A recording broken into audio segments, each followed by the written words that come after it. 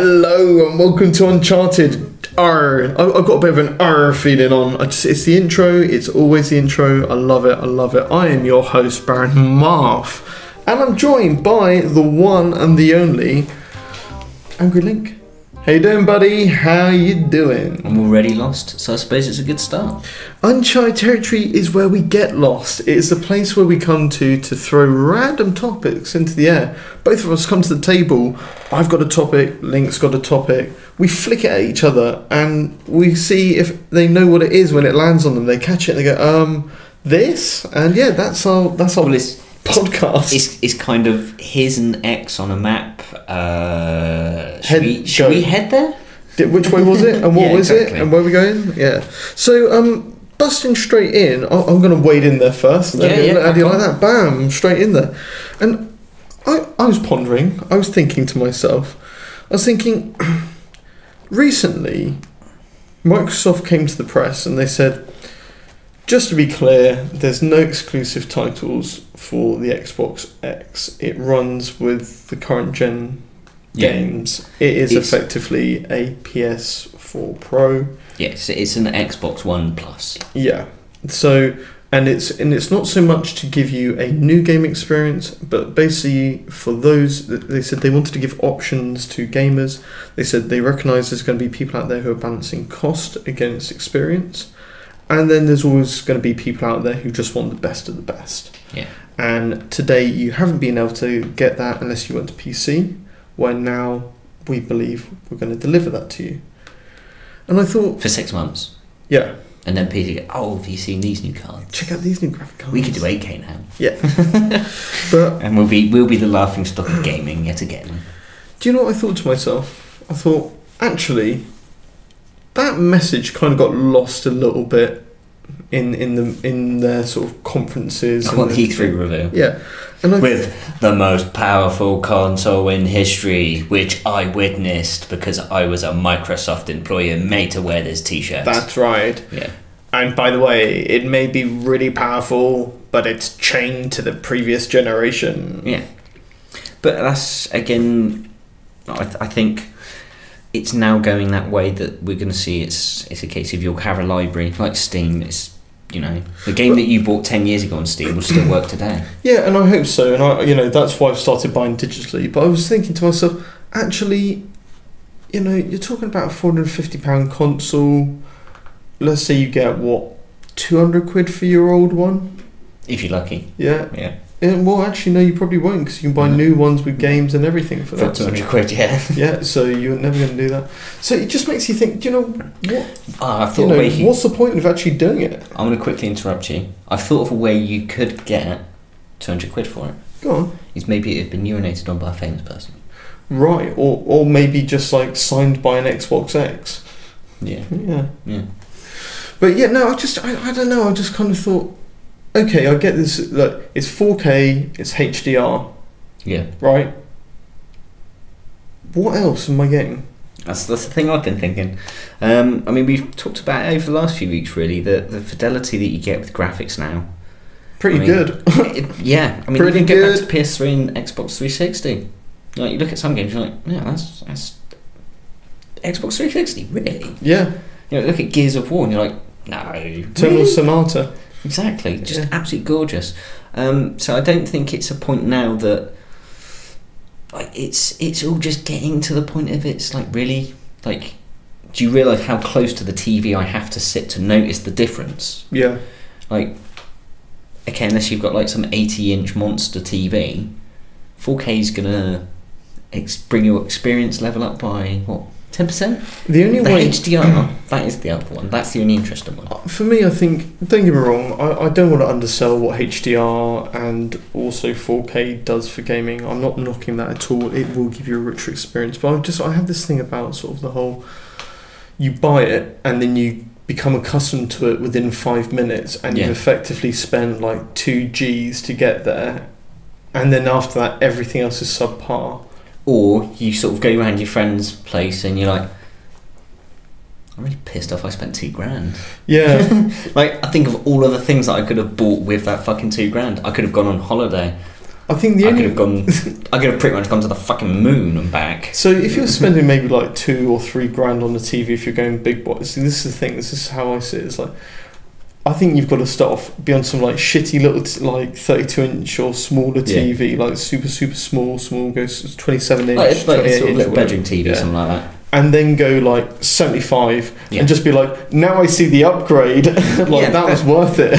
Because again, I've got 4K. To go from HDR. Say a 42-inch 1080p TV to a 42-inch 4K TV, unless you're sat like a foot away from it, you are not going to notice the visual fidelity. People just say like, unless you're going north of 55 inches on a 4K, you're probably not going to see it. No, it's the same thing with like phone screens and stuff. It's like, why would you need a 4K screen on your phone?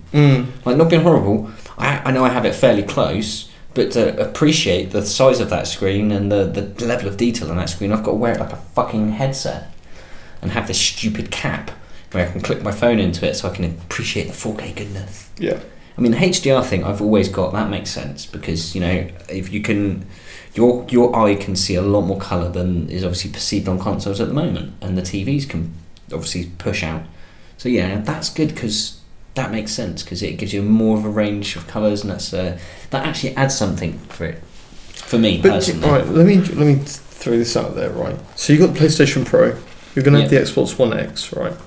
Let's be honest, the PlayStation Pro is going to run absolutely fine in competition with the Xbox One X, simply because neither of them are flexing their muscles. No.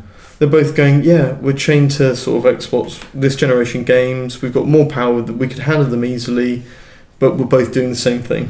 Yeah. Right? So when you look at them and you've got the proposition of like HDR and you've got the proposition of 4K graphics, but let's say you're sat at home and you've got a 55-inch TV in front of you which is doing HD 1080p, right?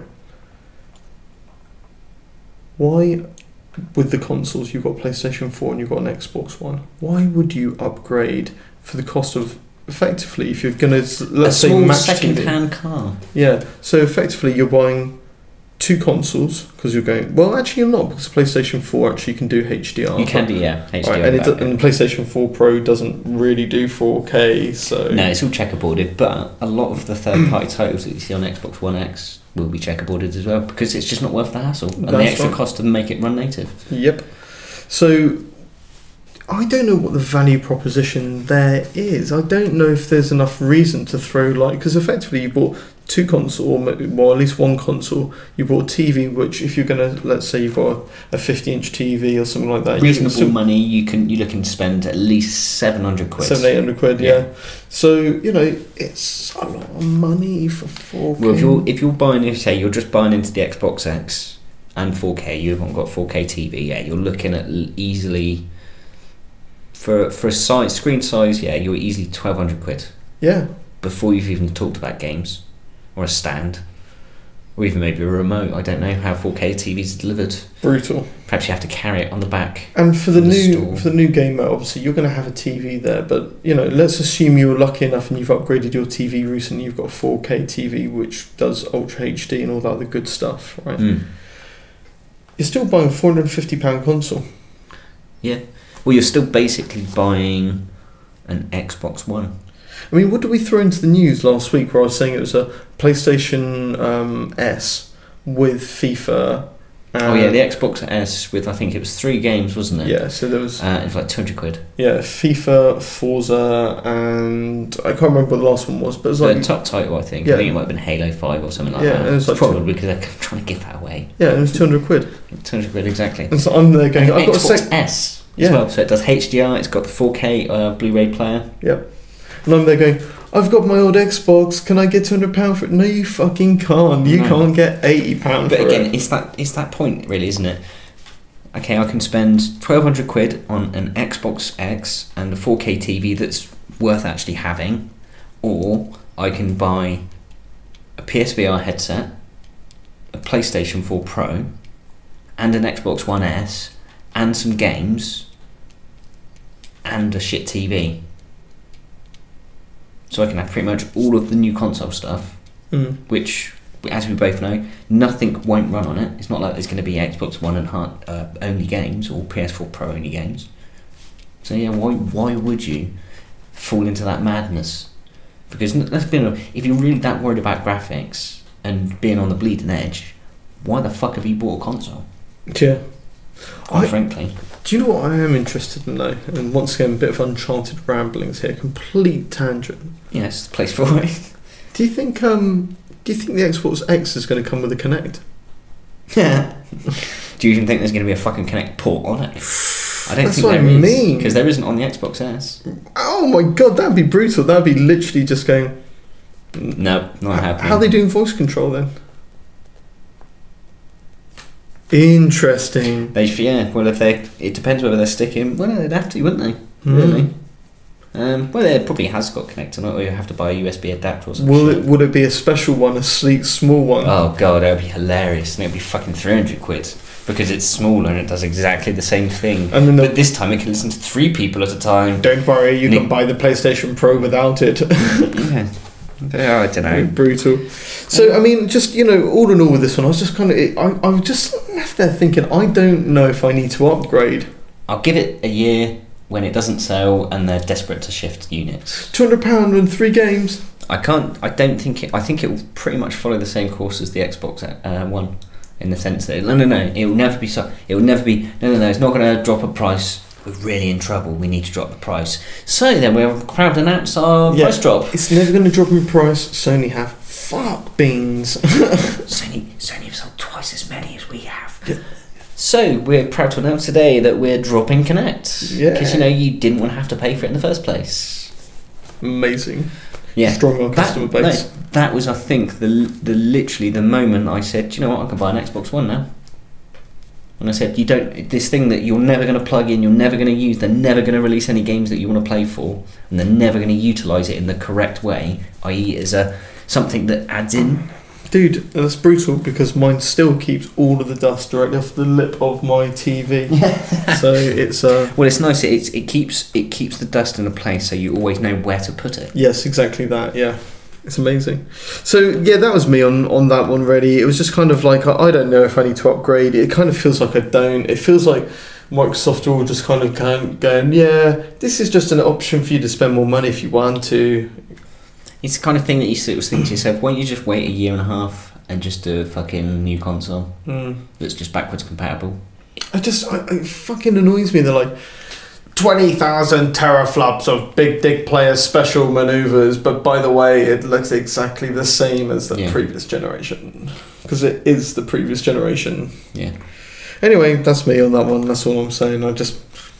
That's where I'm at, really. I don't know. I think it's kind of we have to put that down before it gets into a beef, really, isn't it? Yeah. And we've already done that this week. Yeah. And I don't think it can hold off for another week, another few days for next week's. No, I don't think so. So I'll move on to mine. I think it's something I've talked about before on maybe our previous run out of the B button when it was obviously everything was a smorgasbord of hatred and lostness and news. Yeah. But I kind of keep thinking, has the internet ruined gaming? Or that was the question I was going to sort of put out. Has the internet ruined gaming? In what sense? As in like now you know all the secrets of games before? Well, I mean, I thought I'd be I'd look at it from both sides. So I'd look at some positives and some negatives of the aspects of what the internet has brought to gaming. So is it that, or is it more like having to use internet for gaming now? Well, because now it's one of those things, isn't it? Is when someone discovers how good it is to use with something, now you can't do it without. Yeah, it becomes a necessity. There is no game without the internet, kind of thing. Yeah.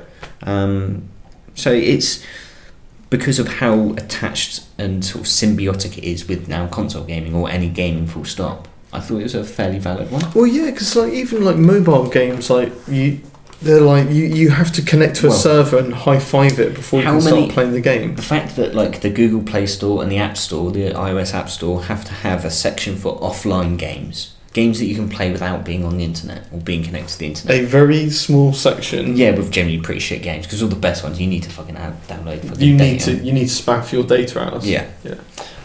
So I think I'll start with a few positives. Shoot. I mean, the social gaming aspect of it. Amazing. I think that's a very positive thing. I mean, the fact that you can have friends gaming with you, and you don't have to share your screens. I think it's not necessarily even that though. It's just the fact that you can all be playing something different. And you've got like party chat and stuff like that, and the community side of it, like especially now Xbox, and you've got the looking for group, that kind of stuff.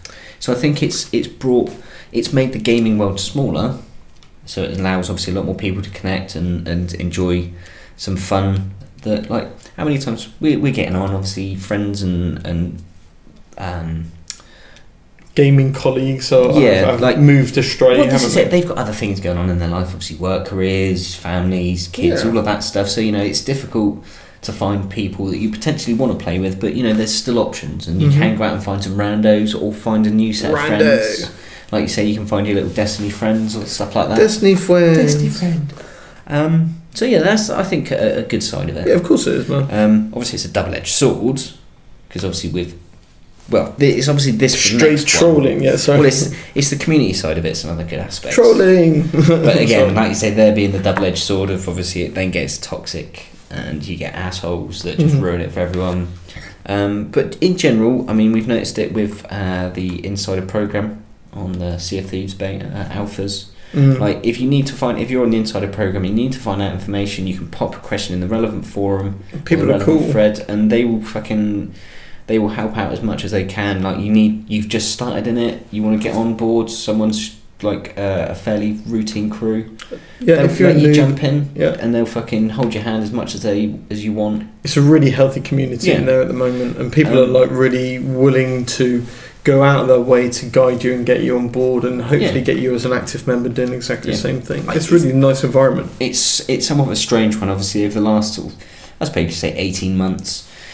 When you hear the word gaming community, it's not generally seen in the most positive light, is it? No. Get him!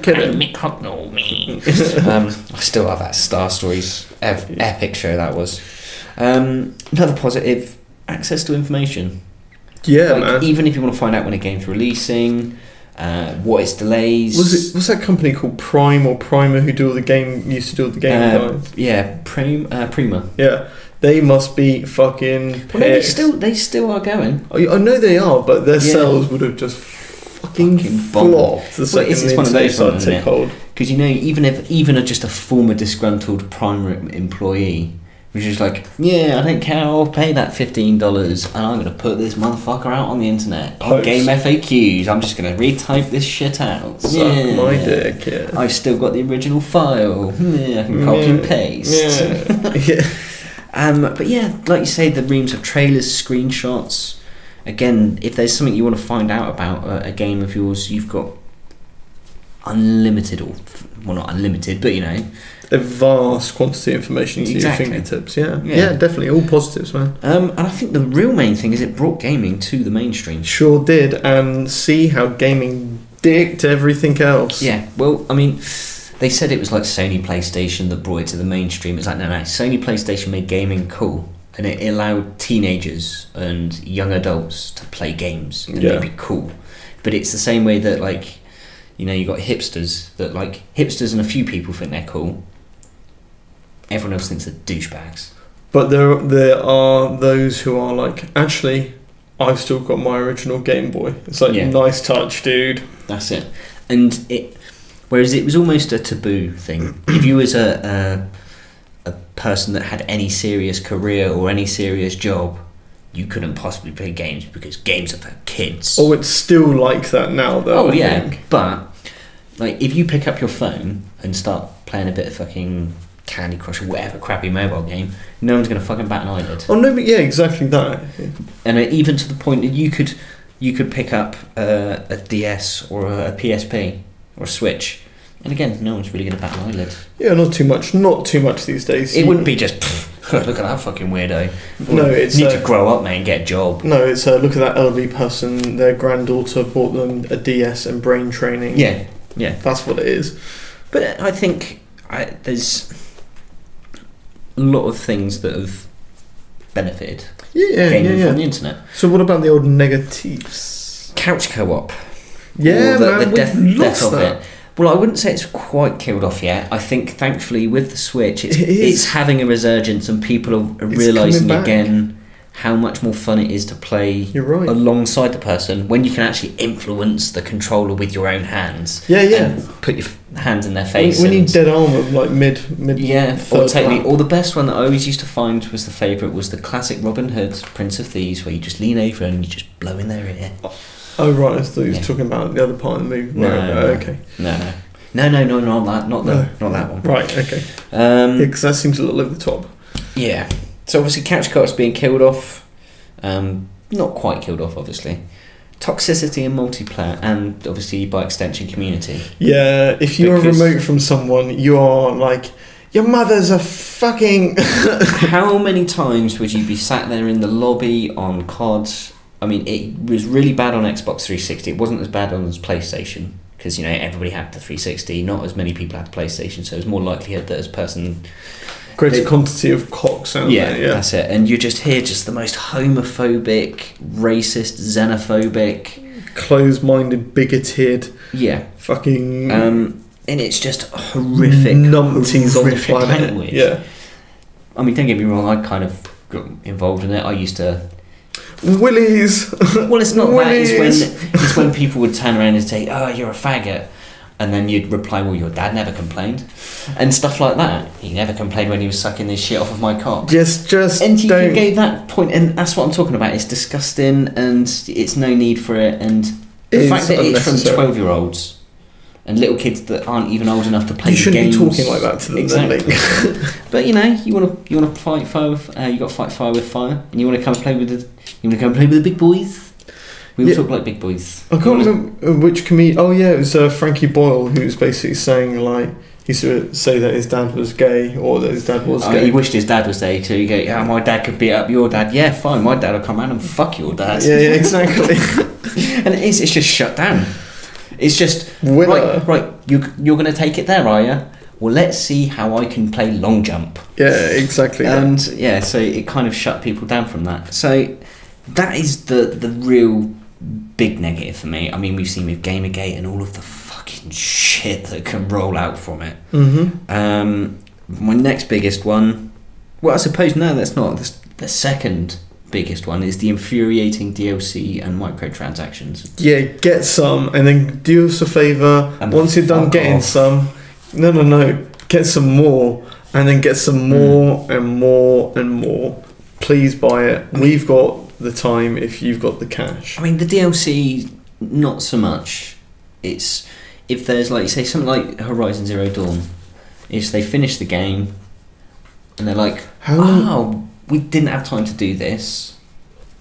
We'll fucking work on that and we'll push that idea forward.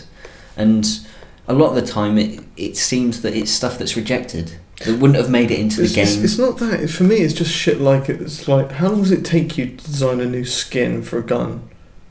Yeah. You don't need to be selling this shit. No. This is not stuff which warrants money. No, God no.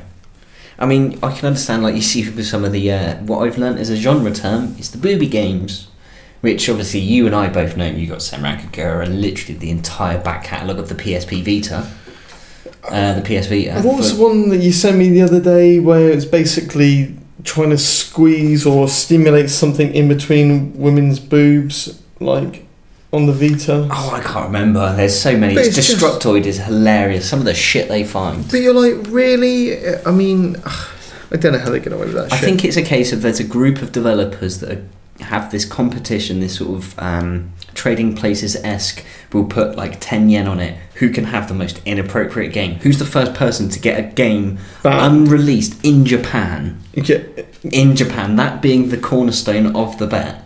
It'll be a while yet. Yeah, exactly. And they're just like, right, how about we get ninjas that pull scrolls out of their cleavages, and when they haven't got a cleavage, from between her legs. Yeah. Nothing. How about we get someone that we're basically rubbing girls' vaginas? Nothing. No, nothing. Stripping clothes off women. Nothing. What's beating them? Nothing. And they're just like, yeah, it's fine. Okay. What's the problem? Just slap a 12 on it.